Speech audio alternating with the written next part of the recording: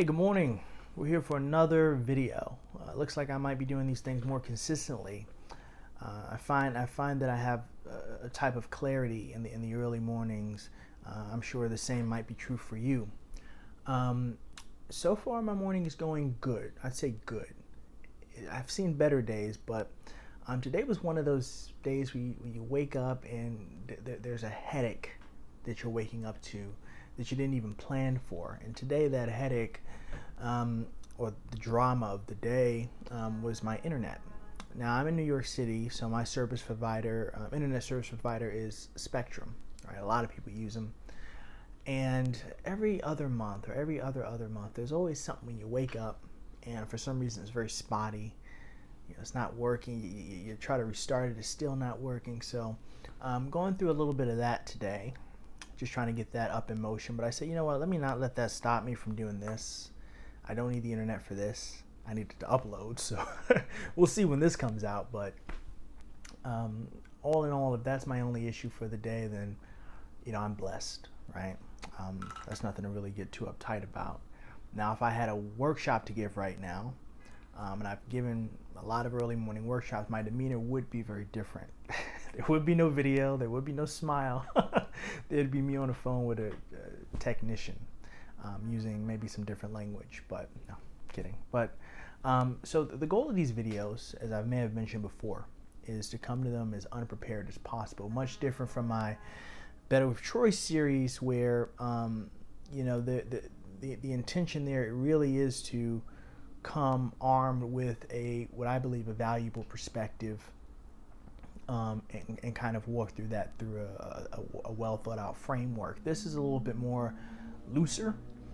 Again, the invitation is always to bring some value, but really it's to, as I'm brewing my coffee, as I'm taking my shower, what is it that I want to talk about, that I want to expand on, that I have some level of perspective on, because I feel like this form is a little bit it's a two-way value proposition. One, for me, it's therapeutic to talk about certain topics that I generally probably wouldn't.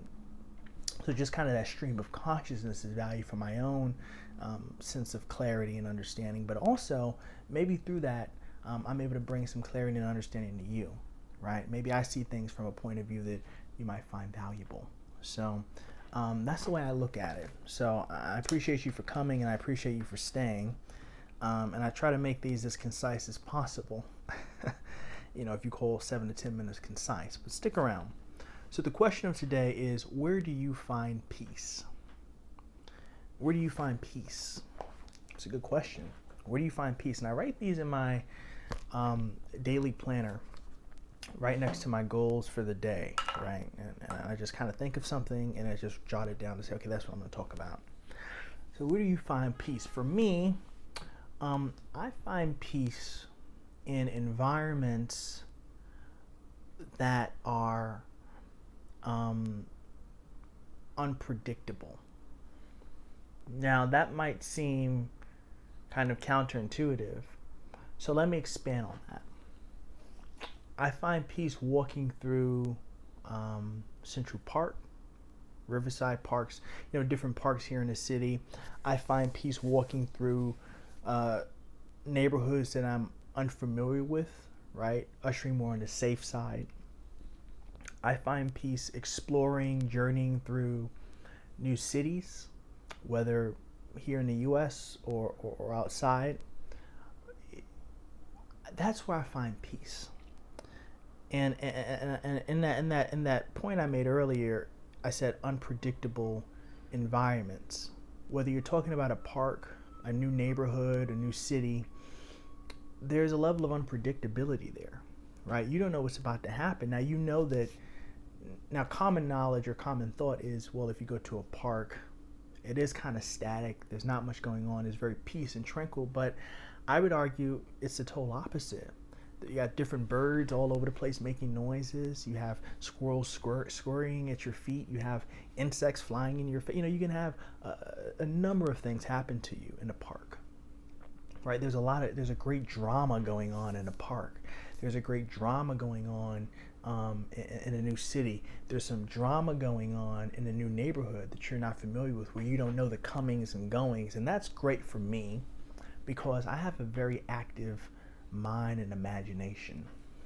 I'm always thinking about, of course, the present, but I'm also thinking about the future, right? What's next? I'm trying to plan and really meditate on how can I grow, how can I improve this or that. And again, it's a very great thing to have. I'm very happy for it.